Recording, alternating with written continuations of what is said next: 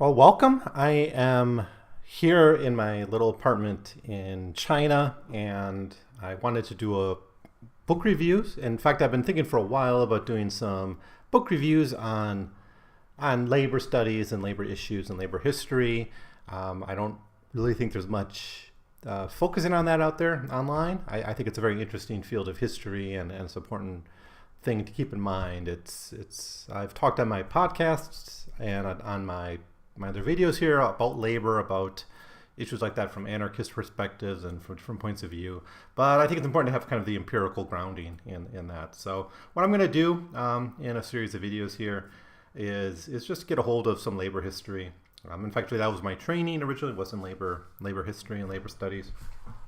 From really labor history, but I've would I like to just share some of my views on the tradition of labor history, as well as some new studies that have come out. So I'm going to start today with a book called Behind the Chinese Miracle. Immigrant Workers Tell Their Stories. And this is a very short work. It's only about 200 pages. And it is, as the title suggests, about the experiences of migrant workers, and it's from their own words. So I think the real value of this work is that it does take the perspective of workers seriously. It's based on a series of interviews by the author, or by the editor, I should say, in which the stories of these workers were written down and of course translated. It's in English. The translation's pretty good, and it's recorded for them. So we know a little bit about the editing process from the introduction, how decisions were made. So overall, we got 14 stories here. Some are stories of families. Mostly they're individual stories. They're for people from all over rural China. And they all go to different cities. So it's not all like looking at Shenzhen or Shanghai or just one place. There's actually quite a lot of diversity here. Not quite half, but almost half of the stories are from women. And we also got a lot of different ages. So we have people who maybe went to the city in the 80s when China first opened up. Its kind of economy after the reform period. That's the language that the editor used, and I'll come back to that a little bit later. Some, though, are people who came more recently, right? So they have very different experiences based on where they go, and a lot of diversity in the jobs, too. So I think that's one of the strong points in this book. So by the way, it's edited by Lu Guoguang. Just look up his bio here. I've never heard of him before. It says here, Lu Guoguang served as a postgraduate advisor in the Northwest Normal University and Central China Normal University. Now he is an academic committee member of Yunnan University of Nationalities and dean of the Education College. His research subjects are education economics, management, and the development of rural education in minority regions. So I'll say a little bit more about his perspective. We don't have that much, but we have to kind of tease it out from the stories he includes here and his introduction and conclusion.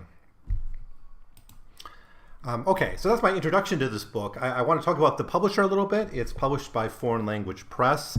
In fact, I didn't know this when I picked this off the bookshelf at the library. In fact, maybe I wouldn't have picked it up if I had known it was Foreign Language Press. And I'm glad I did take it off the shelf and take a look at it from the library, the local public library here in Hangzhou.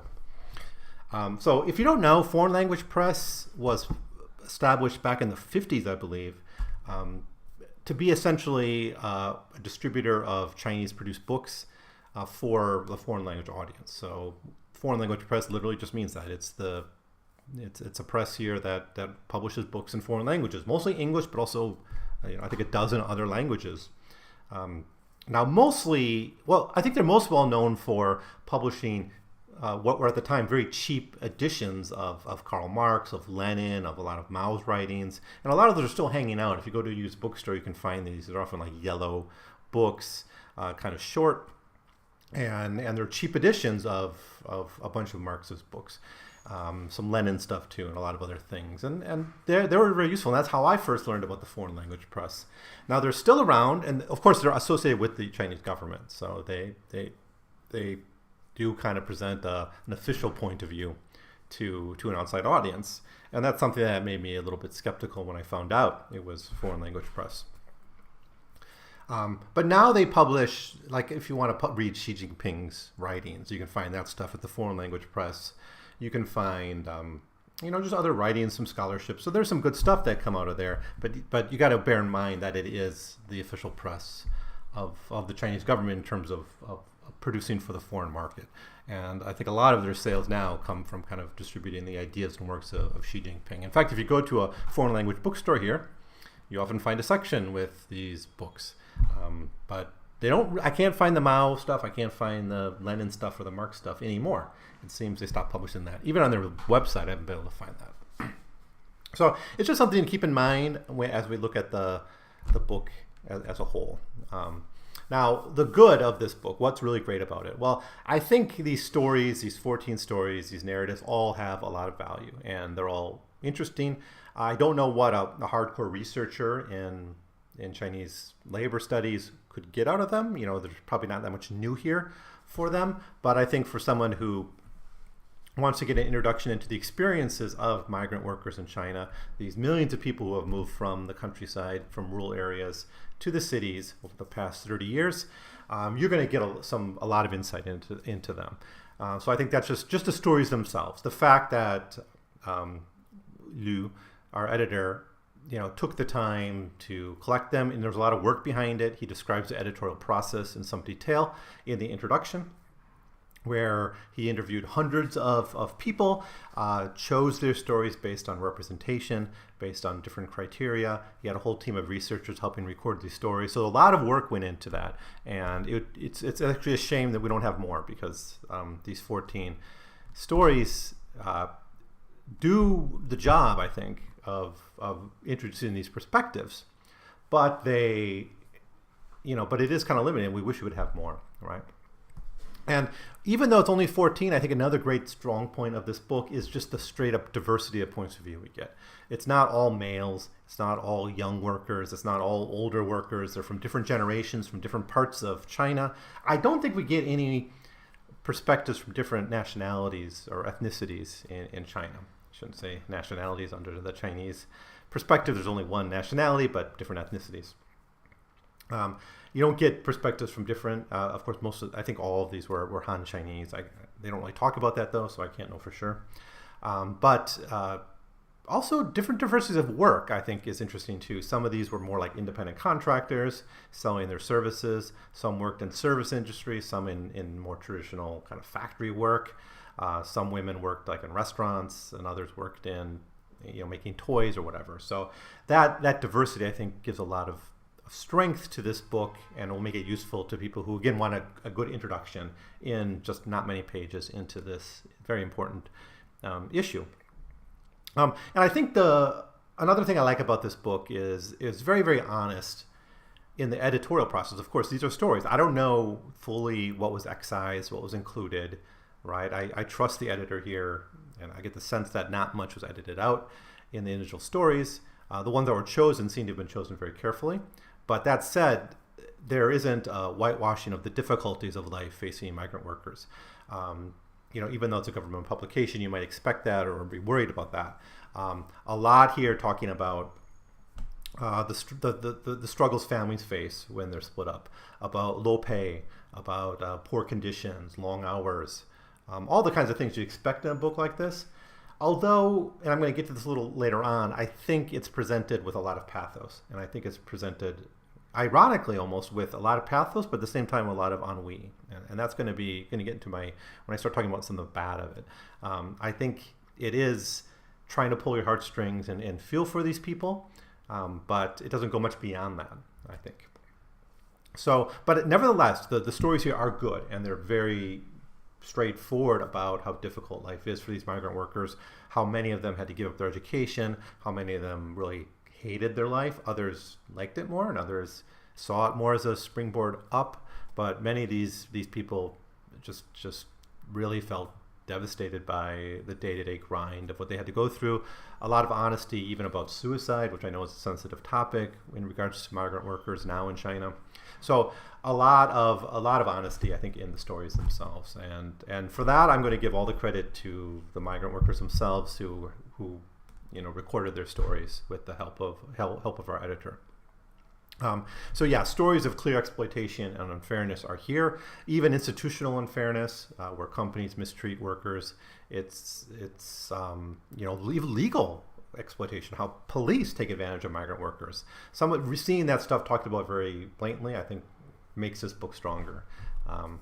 Another thing I really liked about this book is it had some very, very strong feminist sentiment throughout the book, especially in a handful of the narratives, particularly one.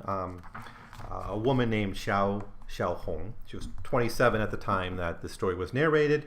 She worked as a warehouse keeper, a secretary, and a clerk, and she worked in Guangzhou and in Shenzhen while she was a migrant worker.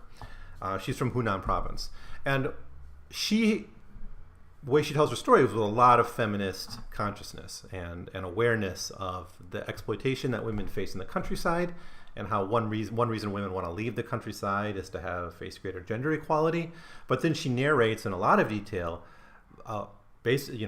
months and months of sexual harassment by her boss, in which the boss was basically trying to exchange sexual favors for even a college education and other kind of favors, good jobs and things. And this finally forced her to find a different employment. Even though the job was pretty good, she found out she was getting a good salary and a lot of bonuses and things because of the attraction her boss had for her. So it's a very honest story of sexual harassment.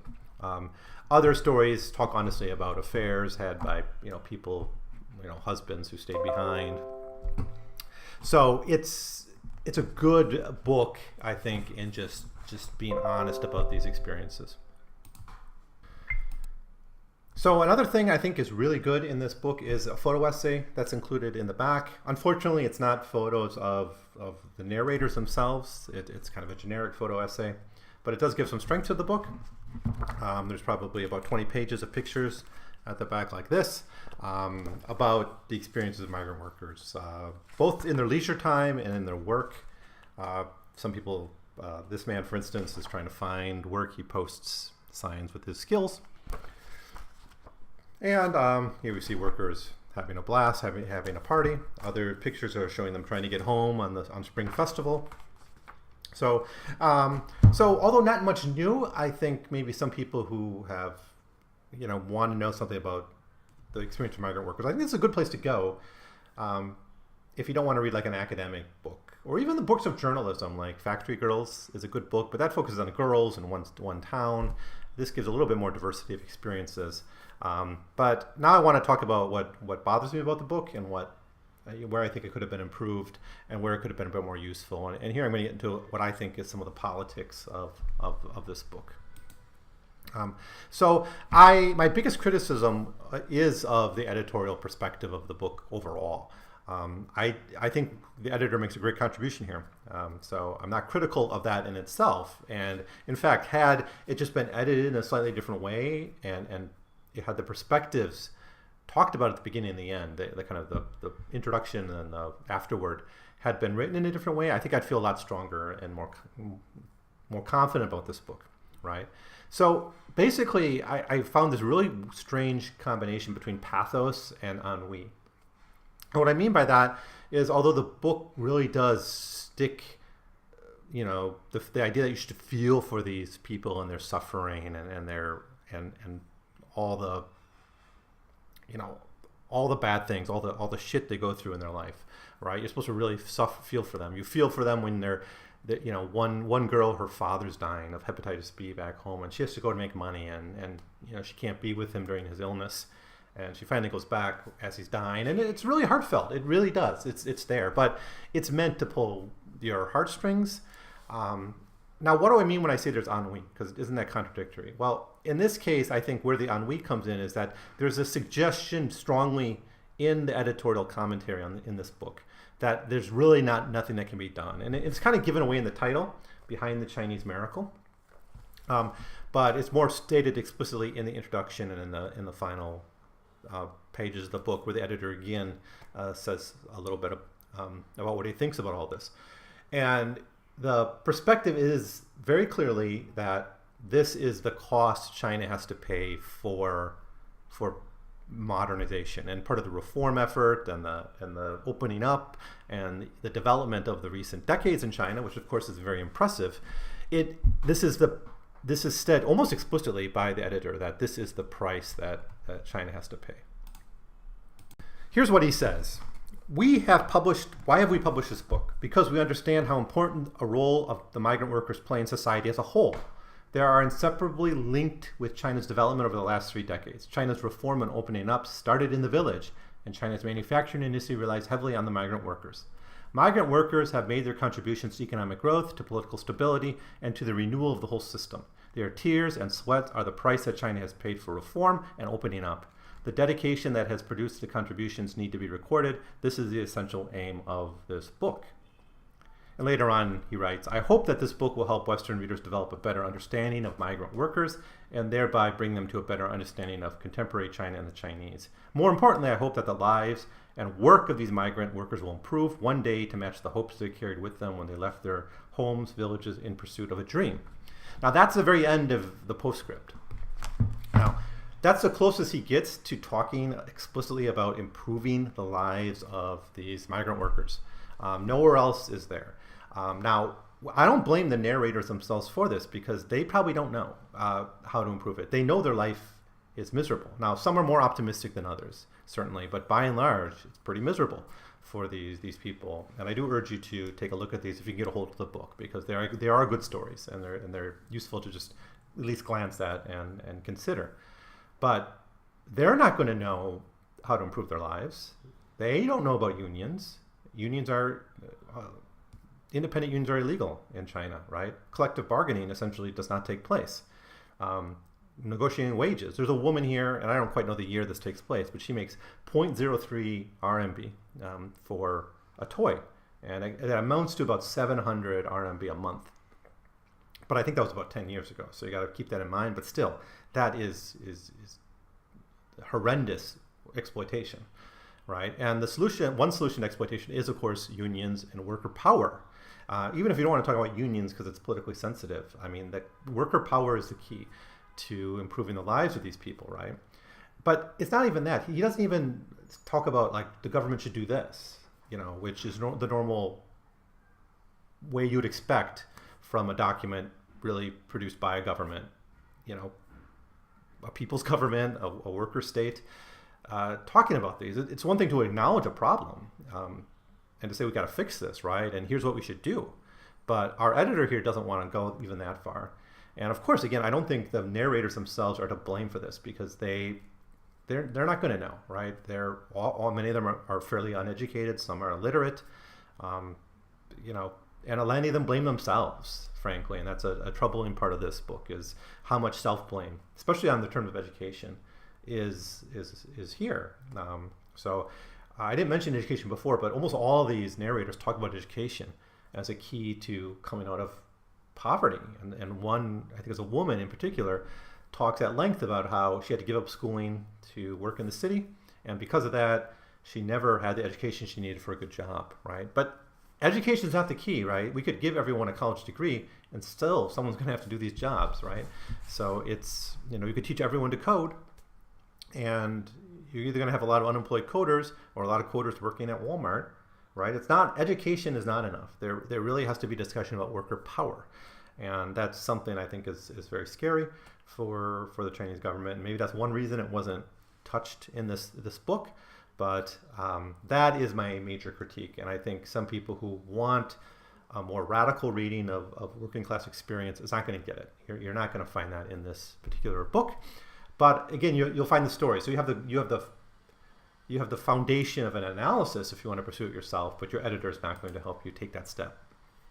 So yeah, that's adding to this. No analysis of solutions to these problems. I think it's worker power, but it's not the only answer. It could be governmental. It could be local governments need to do this to improve conditions.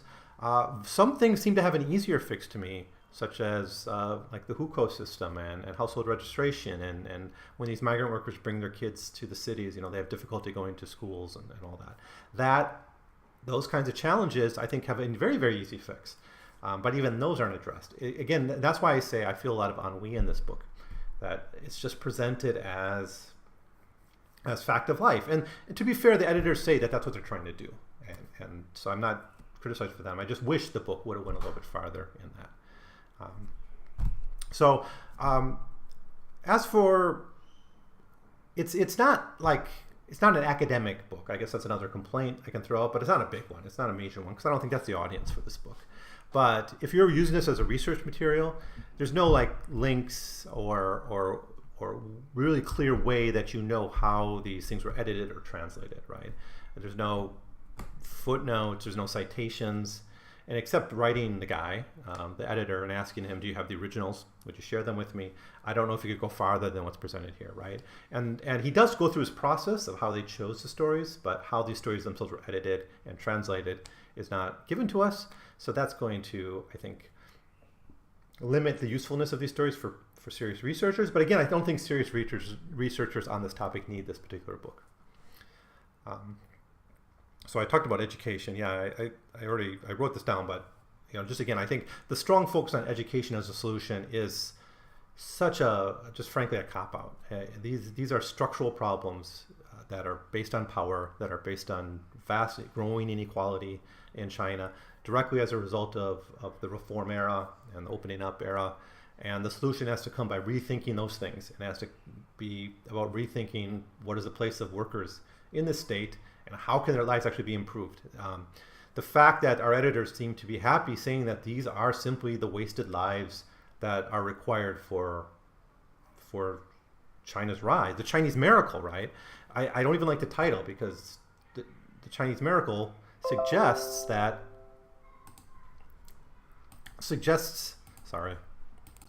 Chinese miracle suggests that it just sort of happens, right? Miracles just happen. They come from the above. They come from the top. They come from the top down, right? But that's not what the documents here suggest. The documents here show it was a bottom-up thing, at least in the terms of the blood and sweat. Even as the editor puts it, the blood and sweat of these people. So I wouldn't even call it a Chinese miracle. I would say this is something created by the workers of China. So yeah, so that's part of my criticism of the focus so much on education. Because when you criticize education, when you blame lack of education, you end up blaming the victim a little bit. What else? Yeah, I think that does it. That's my feelings on this book. I think it has a lot of uses. Maybe not a lot, but I think one use certainly would be readers who want to know more just about the migrant worker experience in China. This is a really good introduction, actually, especially in its honesty of the problems they're facing. If you don't know that much about this question, but you just want to know what the life is like for these migrant workers, and this is even something you could read one of these to a child, and I think have a discussion about the fairness and justice of this, because they are kind of good narratives, some of them, right? Some of them are quite interesting, and they all have distinctive stories, and I think that's credit to the editor in choosing these. They don't read all the same. Each one has their own struggles, their own family situations. There's even a foster, like an orphan girl who was raised by another family and ends up becoming a migrant worker alongside them. There's people who have their parents, people who don't, married, not married, married couples who are split up, married couples that were together. We have a lot of diversity here, and I think that's really a great thing. And I think anyone just wants an introduction can get that. I think as far as academic use, I think in a high school or an undergraduate research kind of course, this would be useful. Like for a high school class, you could give this book to high school students or photocopy some of the stories and have them write analyses of it. I think that'd be fine. Even for an undergraduate project in a China history class or a Chinese studies class could use these sources with a little bit more care, I would say, but I think it'd be fine for that. So the good thing is most of the analytical work is up to the writer, because the editor doesn't do that job. The editor just says, here's these stories, do what you want with them, and that I think you should. I think people can take these and do what they want with them. And there's interpretations about gender, about power in factories, about police exploitation of workers, and a lot of other things. So that's a good use for it. So my overall feelings is simply, is it enough to know their stories? And maybe it is, but I want more. One of the narrators, a married migrant woman working in a recycling station, she said this. Wait, let me find it. Yeah, here. I have heard many stories about migrant workers who resort to radical methods to get their hard-earned money back. Some have committed suicide by jumping off a building. Others have attacked or threatened project contractors who owe them money. Perhaps their behavior seems uneducated, stupid, excessive, or disgraceful in the eyes of the townspeople. But you have no idea of our struggle for existence unless you've been one of us. You know nothing about the laws and are even intimidated by the doors of the courts. We wish that wider society could see our point of view and be more inclusive towards us. In my opinion, as a married woman, I should manage my life carefully, be loyal to my family, trust my husband, work hard, feed our children, and help my husband realize his dreams and mine. I do believe that life is full of hope, and as long as we remain diligent and honest. So we have a woman here who is trying to live a good life, who's not trying to do these bad things she mentions, but she's frustrated at the intimidation she feels. You know, these people from the countryside going to cities who don't understand how to go to a court, how to get help from the police, how to defend their rights, if they, you know, as much as they may have some. There are labor laws here. You know, but and then she thinks if people would only know our story, it'd help. But I don't think that's enough. I really don't. I think knowing their stories can lead us to empathy, but it's not necessarily going to lead to change. And for that, they need to have power. And almost none of these narrators realize they need power. So that's a bit of a tragedy for me, and why I'm maybe a bit pessimistic about how their lives can improve in the short term. But anyways, that's all. That's all for this video. So anyways, sorry about the location. I'll try to find a better place to do these in the future. If most of my books are still in Taiwan, and that's where my bookshelves are and things. So it's too bad. I'm have to make do with what I have here. But anyways, if you can get a hold of it, Behind the Chinese Miracle, Migrant Workers Tell Their Stories, published by the Foreign Language Press, edited by Liu Guoguang. It's a useful book, I think, that you can get something out of. So that's it for now. So please share this with anyone you think might be interested in labor studies in general. I'll be putting out more videos in the future on labor studies, reviews of labor history works mostly. So thanks for watching.